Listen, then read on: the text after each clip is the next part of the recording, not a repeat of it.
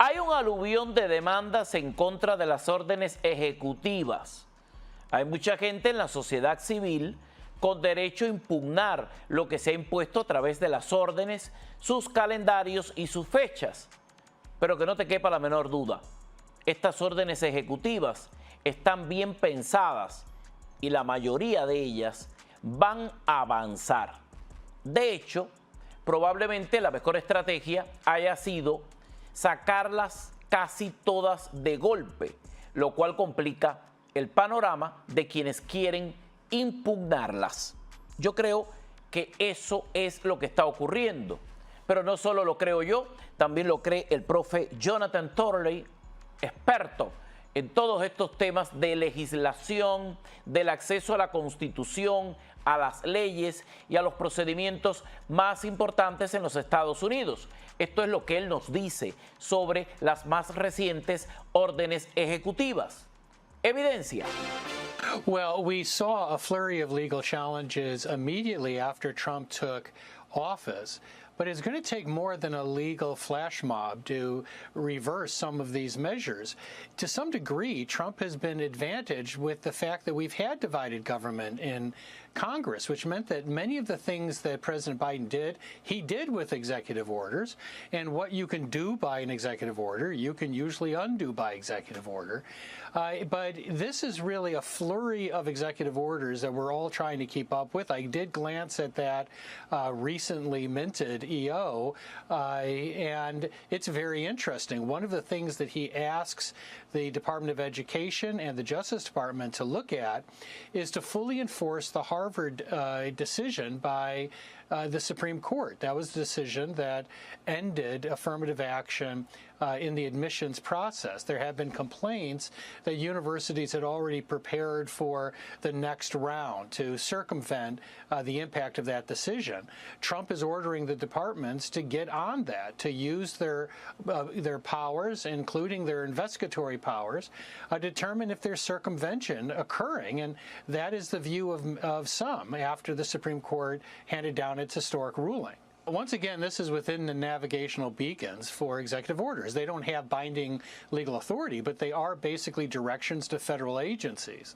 And this is a president who really is building on his first term. If you recall, when he first came into office, he came face to face with an acting attorney general who ordered the entire department to stand down and not assist him in his immigration policy reforms. I considered that order, by the way, to be grossly inappropriate, and she ultimately, as she had planned, left office. But Trump had spent his first term dealing with a lot of this resistance from within the agencies.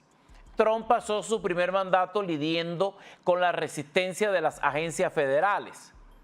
Eso no va a volver a pasar porque las agencias federales tienen que cumplir el espíritu y la política emanada de las órdenes ejecutivas, o como parte de otra orden ejecutiva ha dejado claro que la agencia federal y los empleados federales no alineados con el precepto de lo establecido serán investigados, serán procesados o serán cesados de sus funciones. O sea, esa pérdida de tiempo no va a volver a ocurrir. Estas órdenes están bien pensadas porque están siendo edificadas sobre la base de grandes necesidades que ya vio, compartió y conversó el electorado de los Estados Unidos. Grandes necesidades, de eso se trata. Y es muy importante que estos temas puedan conversarse entre todos. O sea, aquí te puede chocar o no, pero no hay grandes libretazos. Esta es una forma muy prudente de entender este procedimiento. Hay que ver qué más dice el profe en torno a estas órdenes ejecutivas, que la verdad han llenado nuestra mesa de noticias esta semana. Evidencia. Right, and that has already been challenged, and the thrust of that challenge is that other federal laws guarantee due process, and that by designating them, you are cutting back on legislative changes. A lot of these efforts are meant to slow things down, including the challenge to DOJ. You know, the challenge there is to say, what is DOJ? And what the challengers insisted, that's an advisory committee, and advisory committees have to be open and balanced, but they're a bit premature. They pulled that trigger, in my view, too quickly. DOJ is very much a work in progress, but the other problem that they're going to have is they can throw sand in those works, but Congress has a parallel DOJ effort going on. They're not going to be delayed by litigation. So I'm not too sure how successful these initial attacks are going to be.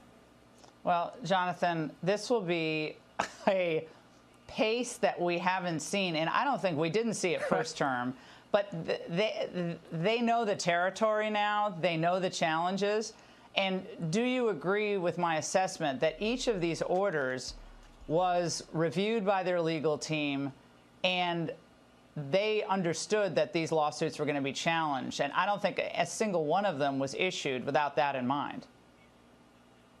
No, these are obviously well-prepared EOs, and some of them, by the way, may be intending to start a fight. The EO on birthright citizenship may be an effort to get this into the court. You know, there is that sweet spot for a two-term president. In the first 2 years, you really have to put a score on the board before halftime, because those last 2 years, the pace slows down considerably.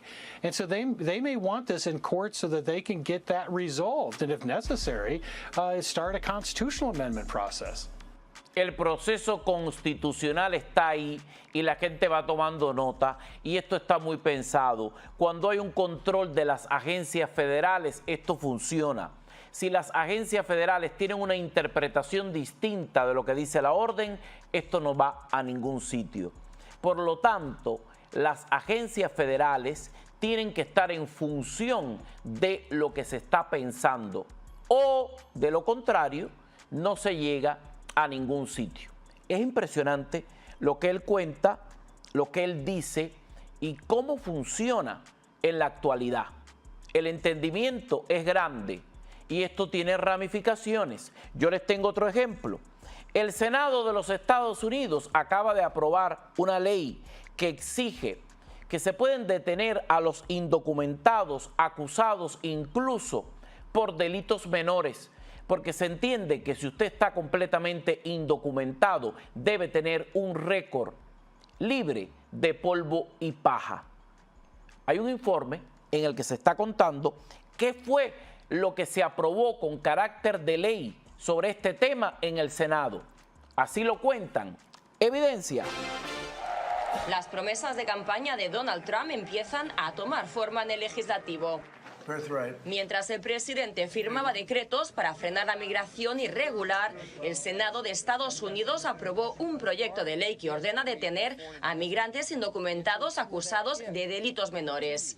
Tenemos que hacerlo bien y debemos asegurarnos de saber quién entra y sale de nuestro país por la seguridad de todos los estadounidenses. Nos lo merecemos y tenemos que respaldar a la política y todas esas cosas, la ley y el orden. El proyecto, conocido como Ley Laken Riley, en honor a una universitaria asesinada en Georgia por un indocumentado venezolano, exige al Servicio de Inmigración y Aduanas arrestar a migrantes sin papeles acusados por asesinato o agresión grave, pero también por delitos menores como robo.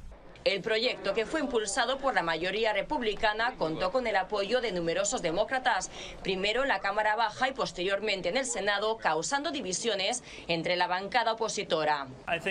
Creo que existe un amplio acuerdo en este país en que las personas que llegaron ilegalmente y cometieron delitos graves, deberían ser deportadas, pero no hay un acuerdo amplio en este país sobre que las personas que son indocumentadas y no representan ningún riesgo deberían ser deportadas. Dijo Trump tras el visto verde del Senado que la ley era hermosa y que esperaba poder firmarla en los próximos días. Mientras 18 estados acudieron a la vía judicial para oponerse al decreto de Trump que busca negar la ciudadanía a los bebés de inmigrantes indocumentados nacidos en Estados Unidos, lo que promete ser el inicio de una larga lucha en las instancias judiciales. Una larga lucha que no irá a ningún lado porque ya esto tiene todos los apoyos y se convierte en ley. Ahora esto depende únicamente de la interpretación de la ley y cómo aplicarla, cómo las agencias federales lo procesan y qué es lo que va a ocurrir en lo venidero. Es viernes, el cuerpo lo sabe. Hago una pausa y escojo los ganadores de nuestra rifa, las personas que llamaron a nuestro número de producción 305-728-2021. Atentos que voy a escoger enseguida a los ganadores. Vengo ahora.